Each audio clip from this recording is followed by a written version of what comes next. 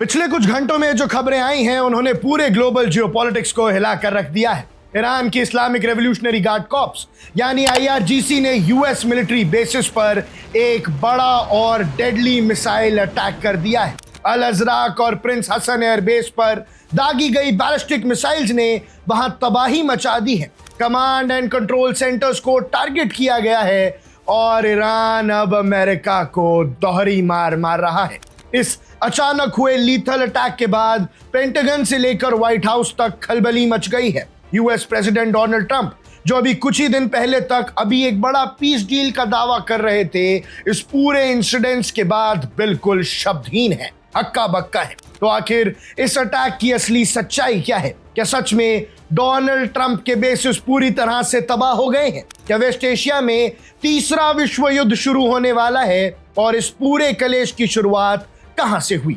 आज की इस वीडियो में हम पूरे जियोपॉलिटिकल क्राइसिस को step by step break down करेंगे, पूरा मामला समझेंगे, लेकिन उसके लिए आपको वीडियो के अंत तक बने रहना होगा। दोस्तों, जर्नलिज्म का एक बेसिक रूल है कि हर सनसनीखेज हेडलाइन के पीछे एक गहरी सच्चाई होती है। सोशल मीडिया पर जो दावे चल रहे हैं उनमें अटैक कितना लीथल है, आइए आप पहले तो खुद देखिए। सबसे पहले आप इस वीडियो पे नजर डालिए, इन विजुअल्स पे नजर डालिए जो अभी आ रहे हैं, जहां ईरान ने खुद जारी किया है कि कितनी घातक तरीके से मिसाइल्स लॉन्च किए गए। ये एक बहुत बड़ा जियोपॉलिटिकल चेस गेम है जो पिछले 4 महीनों से चल रहा है।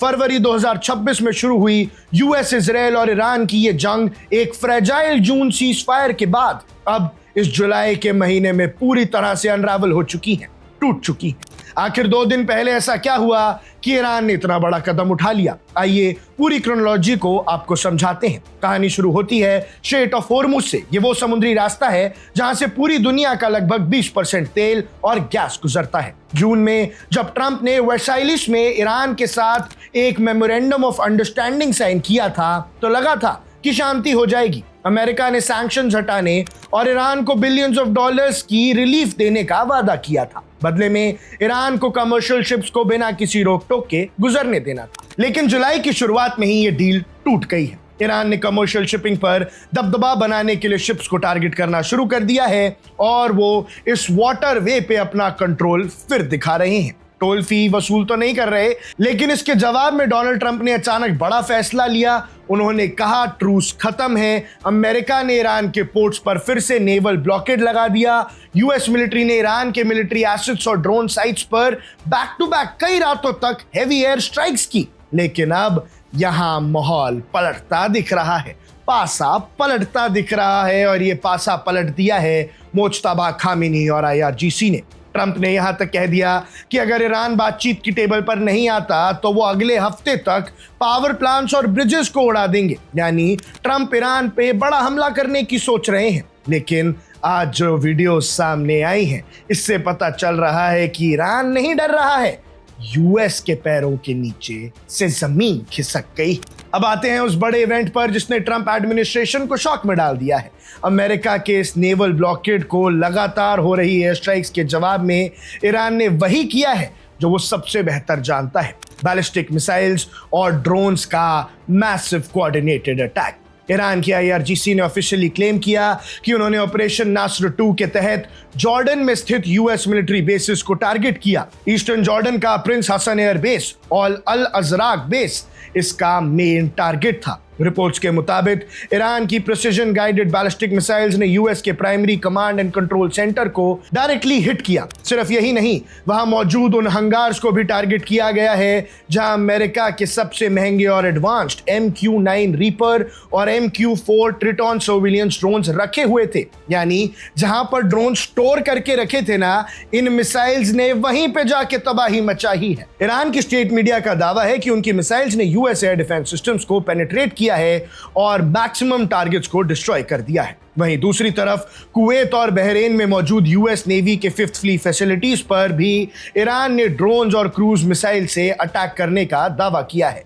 जॉर्डन ने कहा है कि उन्होंने लगभग 20 ईरानियन मिसाइल्स को हवा में इंटरसेप्ट किया, लेकिन कई मिसाइल सही में यूएस बेसिस पर जाकर गिर गई हैं। अब सवाल ये उठता है कि प्रेसिडेंट डोनाल्ड ट्रंप हक्का बक्का यानी इतने हैरान और परेशान क्यों हैं? इसके दो बड़े कारण हैं, एक मिलिट्री और दूसरा डोमेस्टिक पॉलिटिक्स। पहला रीजन है, ट्रंप ने मार्च में जब ईरान के खिलाफ ऑपरेशन एपिक फ्यूरी शुरू किया था तो उन्होंने दावा किया था कि यह जंग मुश्किल से 4-5 हफ्ते चलेगी और ईरान घुटने टेक देगा। लेकिन 4 महीने बाद भी ईरान बिल्कुल पीछे हटने को तैयार नहीं है। वो तो रोज आपके ऊपर मिसाइलें दाग रहा है, ड्रोन्स दाग रहा है। उल्टा ईरान के इस हेवी मिसाइल स्ट्राइक ने दिखा दिया है कि यूएस के सोफिस्टिकेटेड डिफेंस सिस्टम्स जैसे पेट्रियट और थार्ड भी 100% फुल प्रूफ नहीं है। ईरान की hypersonic missiles, ballistic missiles, cruise missiles, ये सब तहलका मचाने के लिए काफी हैं। दूसरा रीजन है पॉलिटिकल एम्बैरेसमेंट होने से बचना। ट्रंप अभी 2 दिन पहले तक मीडिया में बोल रहे थे कि उन्होंने एक टोल सिस्टम बनाया है, फिर उन्होंने अपनी ही बात से यू टर्न ले लिया और कहा कि गल्फ स्टेट्स के साथ ट्रेड डील्स करेंगे। वो एक तरफ सिचुएशन रूम में मैसिव ऑफेंसिव प्लान कर रहे हैं और दूसरी तरफ उन्हें उम्मीद है कि ईरान डर के नेगोशिएट करने आएगा, लेकिन कर वो कुछ भी नहीं पा रहे हैं। ना ईरान पर सही से हमला कर पा रहे हैं, ना स्ट्रेट ऑफ हॉर्मुज में किसी शिप को सुरक्षा दे पा रहे हैं, और सबसे बड़ी बात, पीस टॉक्स तो कर सकते थे, उस पर भी लात मारती। लेकिन ईरान के इस लीथल अटैक ने ट्रंप की सारी स्ट्रैटेजी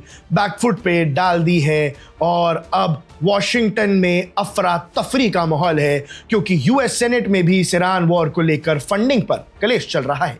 ट्रंप के पास अब लिमिटेड ऑप्शंस बचे हैं, या तो वो एक फुल स्केल वॉर में कूद पड़े जिसमें हजारों अमेरिकन सोल्जर्स की जान खतरे में पड़ेगी, या फिर उन्हें पीछे हटना पड़ेगा, जो उनकी इमेज के लिए बहुत बड़ा झटका है। दोस्तों, हालात इस वक्त बेहद नाजुक हैं। एक तरफ अमेरिका ने स्ट्रेट ऑफ हॉर्मुज का ब्लॉकेड दोबारा शुरू कर दिया है, तो दूसरी तरफ ईरान ने धमकी दी है कि अगर यूएस ने एयर स्ट्राइक्स नहीं रोकी तो वो पूरे मिडिल ईस्ट के एनर्जी एक्सपोर्ट्स को ठप कर देगा। अगर ये एनर्जी रूट पूरी तरह बंद होता है तो पूरी दुनिया में क्रूड ऑयल की कीमतें आसमान छुएंगी, जिसका असर हर एक देश की इकोनॉमी पर पड़ेगा। ईरान का यूएस बेसिस पर यह अटैक सिर्फ एक मिलिट्री एक्शन नहीं है, ये वॉशिंगटन को एक डायरेक्ट मैसेज है कि तेहरान किसी भी हद तक जाने को तैयार है। अब देखना यह होगा कि क्या डोनाल्ड ट्रंप इसका बदला लेने के लिए ईरान की एनर्जी टारगेट्स और पावर प्लांट्स पर बड़ा अटैक करते हैं, या फिर पीछे से डिप्लोमेटिक चैनल्स के जरिए मामले को शांत करने की कोशिश की जाती है। जो भी हो, आने वाले 48 घंटे इस पूरे रीजन के फ्यूचर के लिए बहुत क्रिटिकल होने वाले हैं।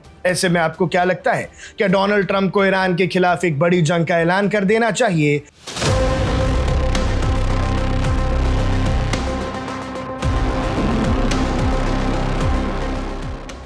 स्ट्रेट ऑफ हॉर्मुज दुनिया का सबसे क्रिटिकल एनर्जी कॉरिडोर, जहां से पूरी दुनिया का 20% क्रूड ऑयल पास होता है, वहां कल कुछ ऐसा हुआ जिसने ग्लोबल शिपिंग मार्केट्स और इंटरनेशनल जियोपॉलिटिक्स दोनों में तूफान खड़ा कर दिया है। एक जायंट बल्क कैरियर लूनी बंदर अब्बास के पास बीच से 2 टुकड़ों में टूटकर समंदर में समा गया। सोशल मीडिया पर सेंसेशनल हेडलाइंस की बाढ़ आ गई। कुछ लोग कहने लगे कि ट्रंप की नेवी फेल हो चुकी है, तो कुछ दावा कर रहे हैं कि आईआरजीसी यानी ईरान ने इस जहाज को जानबूझकर डुबाया है। लेकिन अब एक जर्नलिस्ट की नजर से अगर आप इस पूरी तस्वीर को देखेंगे तो सच्चाई थोड़ी अलग है। क्या वाकई एक इंटरनेशनल मिलिट्री अटैक था, या फिर ये इंटरनेशनल टेंशन के बीच छुपी एक ऐसी मरीन सेफ्टी डिजास्टर है जो आने वाले बड़े खतरे की तरफ इशारा कर रहा है? चलिए आज इस वीडियो में हम सतह से तह तक जाते हैं और समझते हैं कि लूनी के डूबने के पीछे की पूरी कहानी क्या है और इसका रियल जियोपॉलिटिकल ब्लूप्रिंट क्या है। सबसे पहले आते हैं उन ड्रामेटिक विजुअल्स पर जो इस वक्त पूरे इंटरनेट पर वायरल है। सेंट किट्स और नेविस के फ्लैग के साथ सेलिंग कर रहा एक बड़ा बल्क कैरियर लूनी ईरान के बंदर अब्बास पोर्ट के पास एंकरेज पर था। बिगड़ते हालात के बाद इसके हल में एक कैटास्ट्रोफिक फ्रैक्चर होता है। जहाज बीच से 2 हिस्सों में स्प्लिट होता है और पानी में डूब जाता है। खैरियत यह रही कि इस पर सवार सभी 23 क्रू मेंबर्स को सेफली रेस्क्यू कर लिया गया। लेकिन इस एक्सीडेंट के होते ही हेडलाइंस की नेचर देखिए। भैया, ईरान ने क्या इस शिप पे हमला किया? ट्रंप की नेवी क्यों इस जहाज को बचा नहीं पाई? इसके पीछे 2 बड़े रीजंस हैं। पहला रीजन है डायनामिक एस्केलेशन। ये इंसिडेंट ठीक उस वक्त हुआ है जब हाल ही में बंदर अब्बास और कीश आइलैंड के पास बड़े बड़े एक्सप्लोजन सुनाई दिए थे और यूएस फोर्सेस ने ईरानियन एसेट्स पर नेवल एक्शन शुरू किए। दूसरा बड़ा रीजन है एक जियोपॉलिटिकल स्टेटमेंट। प्रेसिडेंट ट्रंप ने हाल ही में यूनाइटेड स्टेट्स को guardian of the straight of Hormuz declare किया था, यानी स्ट्रेट ऑफ हॉर्मुज का ख्याल डोनाल्ड ट्रंप रखेंगे। तो भैया ये कैसा ख्याल रखा जा रहा है? अब जैसे ही यहां एक जहाज डूबा तो ग्लोबली सवाल उठने लगे कि अगर यूएस इस पूरे एरिया का गार्जियन है तो फिर सेफ पैसेज गारंटीड क्यों नहीं है? यूएस वैसे तो बड़ी डींगे हाँकता है कि हम दुनिया में सबसे ताकतवर हैं, लेकिन एक जहाज को नहीं बचा पा रहा है स्ट्रेट ऑफ हॉर्मुज में। यूएस नेवी कमर्शियल शिपिंग को सिक्योरिटी देने में फेल हो रही है। लेकिन अब आते हैं उस इन्वेस्टिगेशन पर और फैक्ट्स पर जो इस हाइपर सेंसेशनलिज्म के पर्दे को भी हटाएगा। लोकल मैरिटाइम रिपोर्टिंग और सैटेलाइट ट्रैकिंग के मुताबिक लूनी पर कोई डायरेक्ट मिसाइल या ड्रोन स्ट्राइक नहीं हुई, बल्कि रियलिटी ये है कि कुछ दिन पहले इस जहाज के एक दूसरे वेसल के साथ कोलिजन यानी टक्कर हुई थी और उसी कोलिजन की वजह से यूनी के हल को सेवियर स्ट्रक्चरल डैमेज पहुंचा था। कल वही स्ट्रक्चरल डैमेज एक कैटास्ट्रोफिक फेलियर में बदल गया, जहाज में पानी भरने लगा और हेवी लोड की वजह से वो दो हिस्सों में टूट गया। सो भैया टेक्निकली स्पीकिंग ये एक एक्सीडेंट और स्ट्रक्चरल फेलियर का केस हो सकता है, लेकिन ईरान ने जो धमाके किए हैं, जो कोलिजन्स किए हैं, उसकी वजह से ये हाल है कि शिप्स अब अंदर से कमजोर हो चुके हैं। यहाँ पर एक बड़ा बट भी है और यहाँ पर इन्वेस्टिगेटिव जर्नलिज्म का दिमाग चलाना भी शुरू होता है। अगर ये सिर्फ एक एक्सीडेंट था तो फिर इसका टाइमिंग और कॉन्टेक्स्ट इतना सेंसिटिव क्यों है? बात सिर्फ एक जहाज के डूबने की नहीं है, बात उस एनवायरनमेंट की है जहां ये डूबा है। सोचिए, जब एक स्ट्रैटेजिक चोक पॉइंट पर पहले से ही यूएस और ईरान के बीच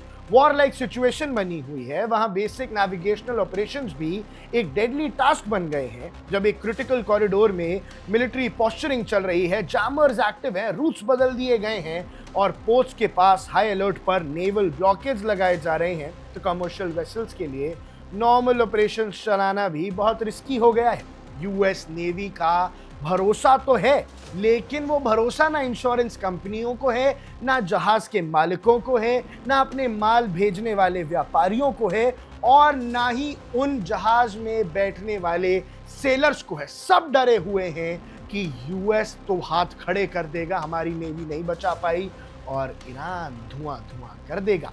ईरान के डिप्टी फॉरेन मिनिस्टर ने साफ कह दिया कि स्ट्रेट ऑफ हॉर्मुज उनकी नेशनल सिक्योरिटी का मामला है और वो इस पर सॉवरेनिटी एक्सरसाइज करेंगे व्हाटएवर द कॉस्ट इज। यानी ईरान तो खुलकर कह रहा है कि हम हॉर्मुज में तबाही मचाएंगे क्योंकि हमारे लिए तो अस्तित्व की लड़ाई है ना। वहीं दूसरी तरफ यूएन और दूसरे इंटरनेशनल मैरिटाइम बॉडीज ने सेफ पैसेज की गारंटी ना मिलने का कारण कई बार शिपिंग ऑपरेशंस को यहाँ होल्ड पर भी डाला है और यूएस नेवी की गलती कोई मानने को तैयार नहीं। अब बड़ा सवाल ये है कि इस एक्सीडेंट का ग्लोबल ट्रेड पर क्या असर पड़ेगा। लूनी का डूबना एक वेकअप कॉल है पूरी शिपिंग इंडस्ट्री के लिए।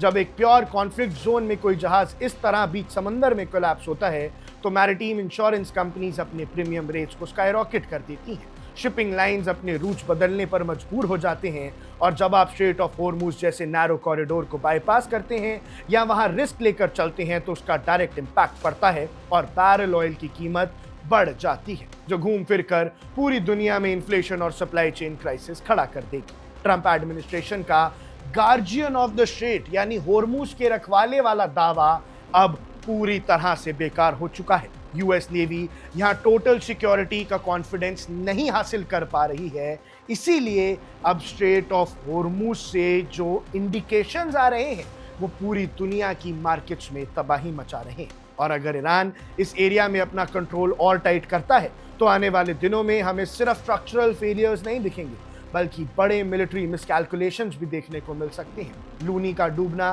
भले ही एक हल फ्रैक्चर का नतीजा हो, लेकिन इसने पर्शियन गल्फ के उस फ्रैक्चर को पूरी दुनिया के सामने लाकर रख दिया है जो जियोपॉलिटिकल टेंशंस की वजह से गहरा होता जा रहा है। सिक्योरिटी सिर्फ मिसाइल्स को रोकने से नहीं आती, सिक्योरिटी आती है एक स्टेबल और प्रिडिक्टेबल मैरिटाइम एनवायरनमेंट बनाने से, जो इस वक्त स्ट्रेट ऑफ हॉर्मुज में पूरी तरह मिसिंग है। क्या चाइना और ईरान मिलकर अमेरिका पर अटैक करने वाले हैं? क्या स्ट्रेट ऑफ हॉर्मुज में चाइनीज नेवी ने प्रेसिडेंट डोनाल्ड ट्रंप के खिलाफ आईआरजीसी यानी इस्लामिक रेवोल्यूशनरी गार्ड कॉर्प्स का साथ दे दिया है? और सबसे बड़ा सवाल, क्या ट्रंप की जियोपॉलिटिक्स वेस्ट एशिया में उन्हीं की बर्बादी का सबब बनने वाली है? दर्शकों, आज हम बात करेंगे उस खबर की जिसने पूरे ग्लोबल कॉरिडोर्स में एक भूचाल ला दिया है। जियोपॉलिटिक्स के पन्नों पर एक ऐसी स्क्रिप्ट लिखी जा रही है जो तीसरे विश्व युद्ध की आहट दे रही है। कल तक जो चाइना पर्दे के पीछे से खेल रहा था, क्या आज उसने खुलेआम डोनाल्ड ट्रंप को चैलेंज कर दिया है? आखिर क्या है होर्मुज का पूरा माजरा और क्यों बीजिंग का एक बयान वॉशिंगटन के होश उड़ा रहा है? इस वीडियो में हम इस पूरी जियोपॉलिटिकल चेसबाजी को डिकोड करेंगे। हम इस पूरे मामले की सतह से तह तक जाएंगे। कहानी शुरू होती है इस साल जुलाई 2026 से। यूएस प्रेसिडेंट डोनाल्ड ट्रंप ने एक बड़ा दाव खेला। उन्होंने पहले ऐलान किया कि स्ट्रेट ऑफ होर्मुज से गुजरने वाले हर कमर्शियल शिप पर 20% सेफ पैसेज फी या टैरिफ लगाया जाएगा। ट्रंप का लॉजिक था, अगर अमेरिकन नेवी इस इलाके की हिफाजत कर रही है तो दुनिया के बाकी देश यूएस को पैसे ही दे दे।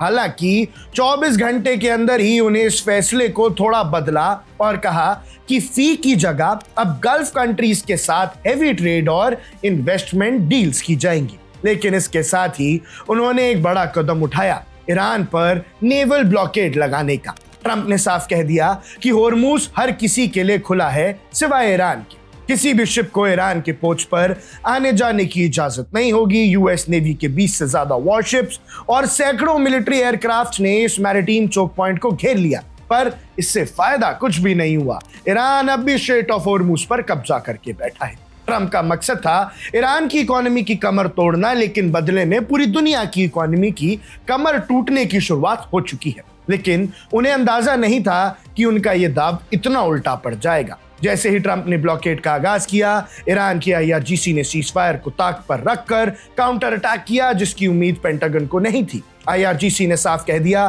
कि होर्मुज पर उनका कंट्रोल है और जब तक अमेरिका के इविल एक्टिविटीज बंद नहीं होती, ये स्ट्रेट बंद रहेगा। ईरान ने फतह, खैबर शेखन और जुल्फकार जैसे अपने सबसे एडवांस बैलिस्टिक मिसाइल से पूरे रीजन में मौजूद यूएस मिलिट्री बेसिस को टारगेट करना शुरू कर दिया। कुवैत का अली अल सलीम एयरबेस हो, जॉर्डन को तो भैया तहस नहस कर दिया, जॉर्डन का अल अजराक बेस पे हमला किया, या फिर बहरीन में मौजूद यूएस 5th फ्लीट के कमांड सेंटर।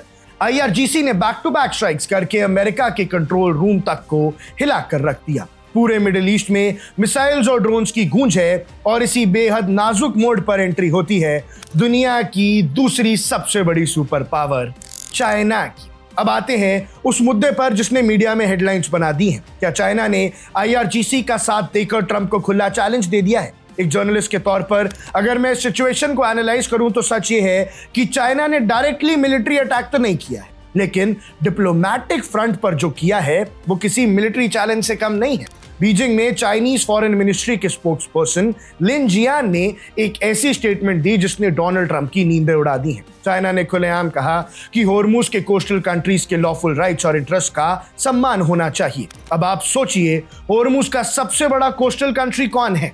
ईरान। यानी चाइना ने डिप्लोमैटिक तरीके से ईरान के उस दावे को सही ठहरा दिया जहां ईरान कहता है कि होर्मुज पर उसका हक है। चाइना ने यूएस के नेवल ब्लॉकेड को क्रिटिसाइज करते हुए कहा कि ये जो जंग को बढ़ाना और इनोसेंट लोगों को नुकसान पहुंचाने की कोशिश हो रही है, उसे तुरंत रोका जाए। ये ट्रंप को बीजिंग की तरफ से खुली वार्निंग थी कि अमेरिका अपनी दादागिरी से ग्लोबल शिपिंग लेन्स को कंट्रोल नहीं कर सकता। अब सवाल ये उठता है कि चाइना आखिर ईरान के पीछे खड़ा क्यों है? इसके पीछे 3 बड़े जियोपॉलिटिकल रीजंस हैं। सबसे पहले तो एनर्जी सिक्योरिटी। चाइना अपनी जरूरत का लगभग 13% क्रूड ऑयल सिर्फ ईरान से खरीदता है, वो भी डिस्काउंटेड प्राइसेस पर। अगर ट्रंप ईरान को पूरी तरह ब्लॉक कर देगा तो चाइना की एनर्जी सप्लाई चेन क्रैश हो जाएगी। इसके बाद अमेरिका को फंसाए रखने के लिए चाइना चाहता है कि अमेरिका वेस्ट एशिया के दलदल में फंसा रहे। जितना यूएस अपनी मिलिट्री और रिसोर्सेज ईरान के खिलाफ खर्च करेगा, उतना ही तो अमेरिका कमजोर होगा और इसका सीधा फायदा चाइना को कहां मिलेगा? इंडो पैसिफिक और ताइवान में। ताइवान के लिए एक साइकोलॉजिकल गेम भी तैयार हो जाएगी। चाइना इस पूरे सिनारियो को दिखाकर ताइवान और बाकी एशियन कंट्रीज को एक मैसेज दे रहा है कि देखो, अमेरिका एक सेकेंड रेट रीजनल पावर को तो हैंडल कर नहीं पा रहा, तो अगर कल को हमारे बीच जंग हुई तो क्या यूएस सच में तुम्हारी मदद के लिए आएगा? इसीलिए सारे आसपास के देश डर गए हैं कि भैया चाइना से अगर जंग हुई तो अमेरिका कर नहीं पाएगा कुछ। अब वाकई क्या ट्रंप की बर्बादी शुरू हो चुकी है? देखिए, डोनाल्ड ट्रंप का जो अनप्रेडिक्टेबल नेचर है वो इस बार उन्हीं पर भारी पड़ता दिख रहा है। उन्होंने सोचा था कि वो एयर स्ट्राइक्स और ब्लॉकेज से ईरान को घुटनों पर ले आएंगे, लेकिन परिणाम क्या हुआ? ग्लोबल एनर्जी मार्केट्स क्रैश कर गए हैं, तेल की कीमतें आसमान छू रही हैं, यूएस के अपने सबसे सेफ माने जाने वाले बेसिस पर आईआरजीसी के मिसाइल्स गिर रहे हैं, और सबसे बड़ी बात, चाइना और रशिया जैसे देश अब ईरान को ओपनली डिप्लोमेटिक और बैक चैनल इकोनॉमिक सपोर्ट दे रहे हैं। ट्रंप इस वक्त एक ऐसी पोजीशन में है जहां से अगर वो पीछे हटते हैं तो उनकी इमेज खराब होगी, और अगर वो आगे बढ़ते हैं तो एक फुल स्केल रीजनल वॉर शुरू हो जाएगी, जिसमें चाइना इनडायरेक्टली और ईरान डायरेक्टली यूएस को बहुत बड़ा नुकसान पहुंचा सकता है। दोस्तों, स्ट्रेट ऑफ हॉर्मुज़ इस वक्त एक जियोपॉलिटिकल टिंडर बॉक्स बन चुका है, जहां एक छोटी सी चिंगारी पूरी दुनिया को तबाही की तरफ ले जा सकती है। चाइना का आईआरजीसी के स्टैंड को सपोर्ट करना और ट्रंप का बार बार अपनी पॉलिसीज बदलना दिखाता है कि सुपर पावर बनने की ये जंग अब डेंजरस मोड़ ले चुकी है। ऐसे में आपको क्या लगता है, क्या ट्रंप का ये नेवल ब्लॉकेड उनका सबसे बड़ा फेलियर साबित होगा? क्या यूएस शर्मसार होकर इस जंग से वापस लौटेगा? और क्या चाइना वाकई इस पूरे क्रैश का फायदा उठाकर नंबर 1 सुपर पावर बन जाएगा? जो भी आपकी राय हो हमें कमेंट सेक्शन में जरूर बताइएगा। आप देख रहे हैं वन इंडिया, मैं हूं आकुश Kaushik.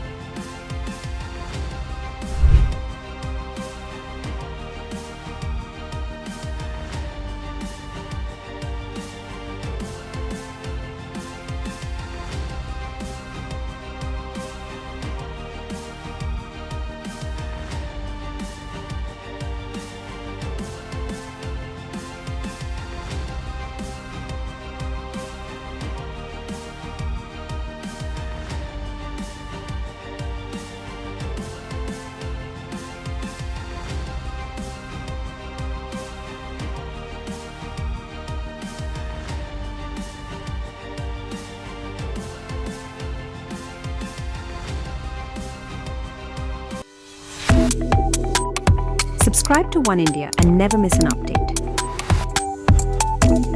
Download the One India app now.